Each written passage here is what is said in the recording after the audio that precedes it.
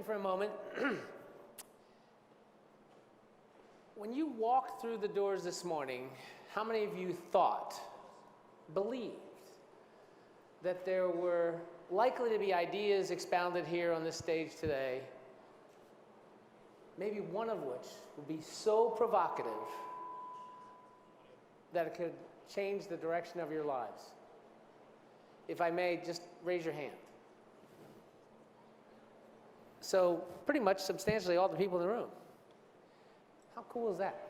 You came here thinking your lives could be changed because of the conversations that are about to take place or have taken place. I have to say, I feel like a very lucky man or person.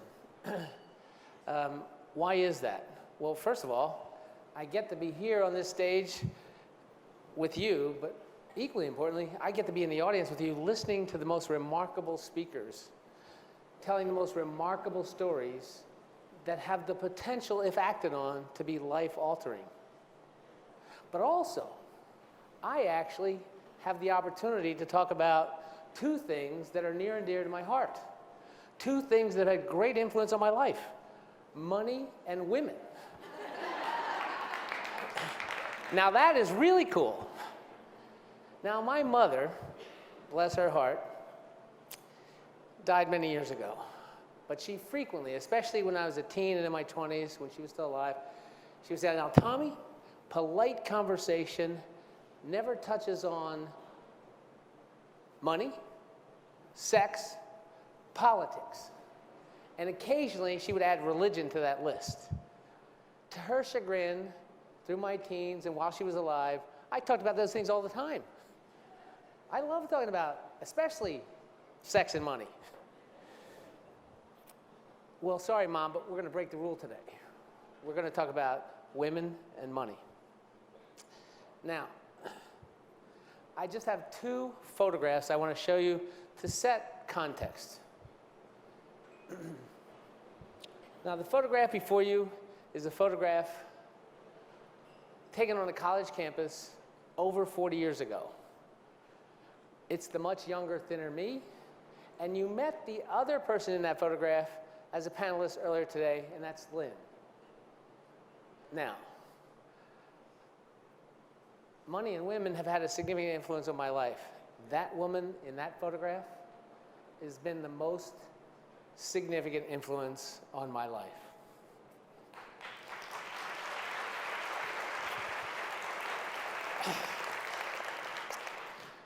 She's been my North Star, my soulmate, my partner, my lover, my friend, a great mother, an inspirational mother, a terrific board member, a great community advocate, and guess what? She happens to be financially literate, but she wasn't always so. Now, Lynn and I have been very blessed in our lives. The most important blessings that we've had are our 4 wonderful children. 3 beautiful young women who are now women. They were originally girls, babies, and a handsome young son. 2 of our daughters are here today, Sarah and Kate, and they're probably embarrassed over the fact that I called them out, but thanks for being here. Now, apart from the blessings of our children, Lynn and I have also been blessed and challenged by money. How many of you have ever felt blessed or challenged by money? Raise your hands. Pretty much everybody. Well, we happen to live in the right cities at the right time, working with the right companies. And as a result of that good fortune, we've had the opportunity to be living a different narrative than our humble beginnings. Lynn was born in Brooklyn, raised in Queens. I was born in South Philadelphia, in a town outside of Southwest Philadelphia called Darby. I can tell you that when we met on that college campus, we decided we would write a different narrative for our future than the narratives our parents were living. And I'll come back to why that's important in a minute. But it wasn't until 6 weeks ago, that I came to realize something very important. And it happened at a fateful dinner, and it changed my life. And it happened as a consequence of being invited to speak on the subject of women and financial literacy. So this next photograph is a photograph of our daughter Abby. She's the redhead on your right, and two of her friends. And 6 weeks ago was Parents' Weekend at the University of Virginia. And while on grounds, we actually had asked Abby if she'd like to go to dinner, and of course she agreed readily because we represent free, good food. And over 21 drink.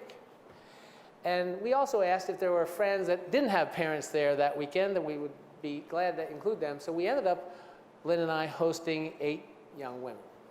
Wicked smart, all cute as a button, all Dean's List, different majors, from pre-med to architecture to computer science to economics to literature to government politics. And so I want you to just imagine a long rectangular table, not really conducive as a round table for one conversation. And Abby's sitting to my right, Lynn's sitting across from her, and the 7 women are to my left and across from me. And halfway through the dinner, Lynn and I invoked what we call a one-table conversation. Okay, we're all now going to talk about the same thing. And then we shared with them that there was going to be this thing right here, TEDxAustinWomen. And that I had been gifted the opportunity to talk about women and financial literacy. And so I popped the question. How many of you think of yourselves as being financially literate? And after a few clarifications, the woman, and I'm now looking to the left, because I'm thinking Abby's going to raise her hand. And there goes one hand, 1 out of 7. And I turn, so I'm sort of surprised at this. Now I turn and I'm shocked. It's like a stomach punch, gut-wrenching, because my daughter, our daughter, Abby, did not raise her hand. Now her father happens to be a finance professional. And for what it's worth, the science says that fathers are the most significant influence on a woman's life. The science says that. Whether you have a great relationship with your father, a terrible relationship with your father, whether he's passed or not, he is the one person that has the most significant influence on your life.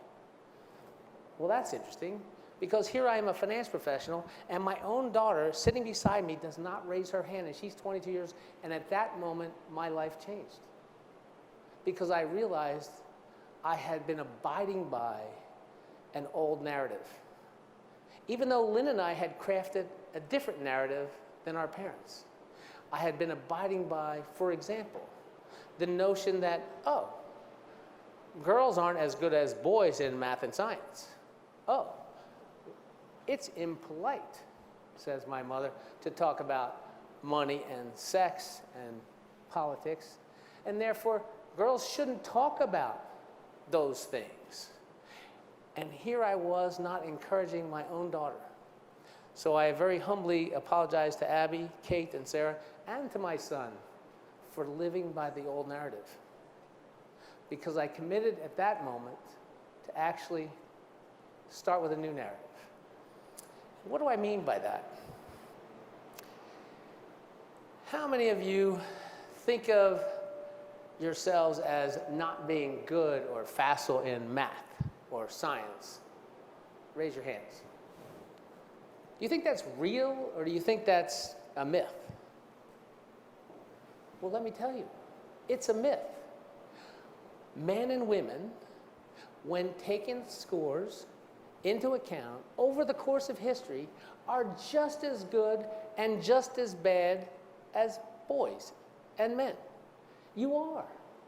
The science says you're equally sucky or equally good. But most of us are in the middle. But yet somehow we perpetuate this myth, this belief, and therefore you don't ask for help. And we don't, frankly, as men and sometimes as moms, provide the help because maybe that's just not for you. You're going to be better at English and writing, and you're going to read more than we will as men. Those are myths. So I have a prayer for you. And my prayer is that you actually think about the following. One is, I want you to ask yourselves, be brave, assess, how much do you know about your current financial condition? Whether you're a college student, a high school student, married 20 years, 30 years, 40 years. Because after the dinner with Abby, I have surveyed countless women, anyone who would talk with me about women and money. And here's what I've learned.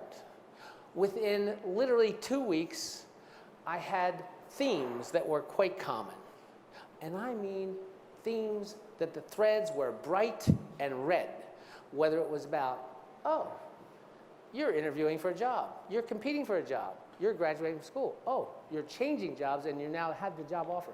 Do you know that as a gender, you don't, as a gender, you women in the audience, actually negotiate for a higher salary? And we men, by definition, will err on the side and we'll ask for more money. And here's what happens. Let's just say you and I are buddies and we're in the same graduate business school, we're competing for the same jobs, and actually they have multiple positions, so we actually both land in the same positions. And you accept their offer, and I negotiate for a higher salary, or more equity, or both. And in 10 years, you'll never catch up, which is why you'll make 78 cents when I make 100 cents for each dollar we're earning. Ask yourselves, is that the way you wish to live your life? Is that the narrative that you want to follow? Is that the narrative as a father that I should allow my daughters to persist their beliefs in? And I would submit no. What do you lose by asking? Nothing but a lot. You lose everything by not asking. So imagine this. How many of you recently got married? Raise your hand. At least a few people. I want you to think about this. Did you actually ask your beau, assuming there were women that had their hands up, how much money he had in his bank account, how much college or educational debt he had, or what he owned, or what his balance sheet was? Oh, that's probably very impolite. But guess what? One of the stories I heard was a young woman who got married and all of a sudden found out she was going to be in bankruptcy shortly after she was married. That's a horror story. How about this? How many of you have women friends, some of whom may be your mothers, who all of a sudden find themselves in the following situation? Divorce happens 50% of the times, actually more now. And your mother, who's worked her whole entire life, both as a mom, as a working mom, great mother, but had no real clue because she didn't get involved in where the bank accounts were, who controlled the checking accounts, had no credit cards in her own name, didn't know the passwords to the account, and now she's served with divorce papers, and your dad or stepfather is now dating somebody half his age. How fun is that? What did you lose by not asking? A lot. A lot. How about this? You have parents. You have children. You're a sandwich generation. And by the way, you are a sandwich generation. You may have to care for your parents.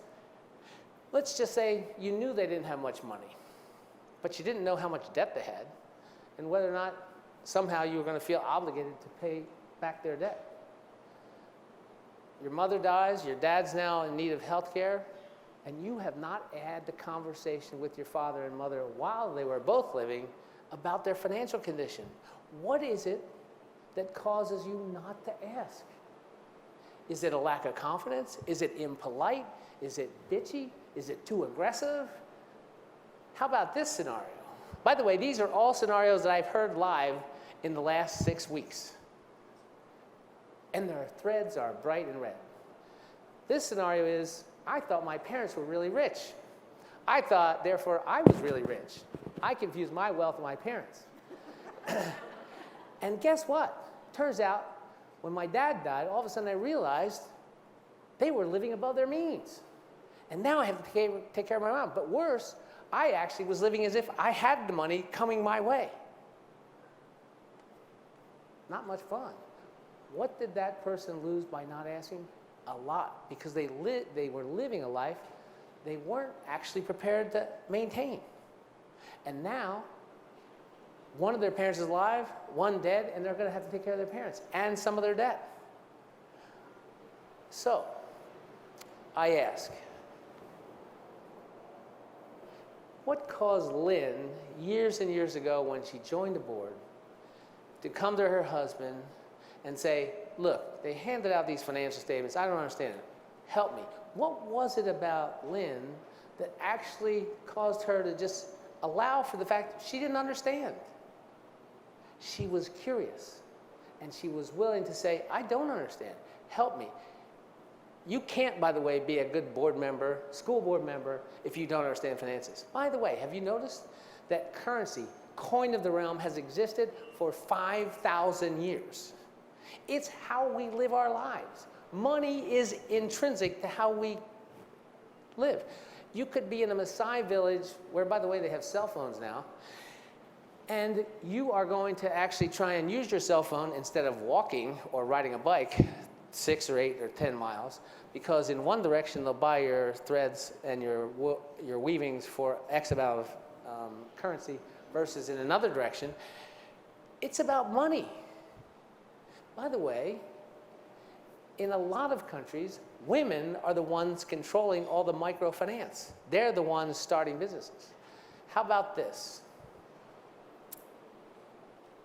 If you're 22 or younger, the chances of you marrying somebody in the United States who's from the United States, who makes more money than you, is less than 50% and shrinking.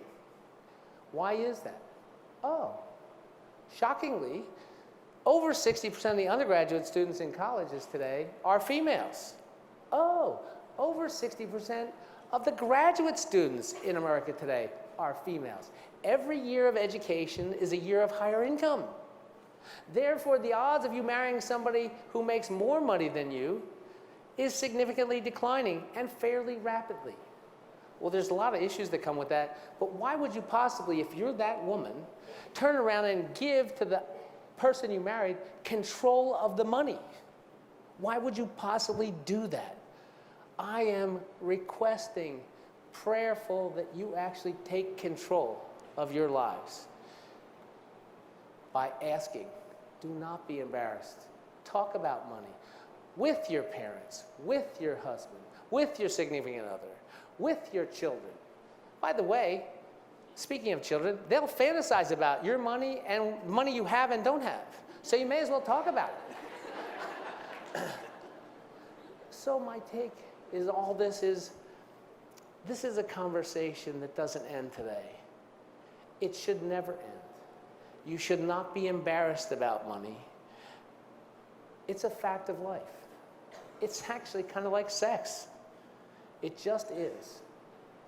From my perspective, as a father of 4 children, I'd like to think when you leave here that you'll actually start thinking about a new narrative, a narrative about the facts, not the myths, about a willingness to actually confront people and ask your loved ones, your friends, your neighbors, and never, never, ever be afraid to fundamentally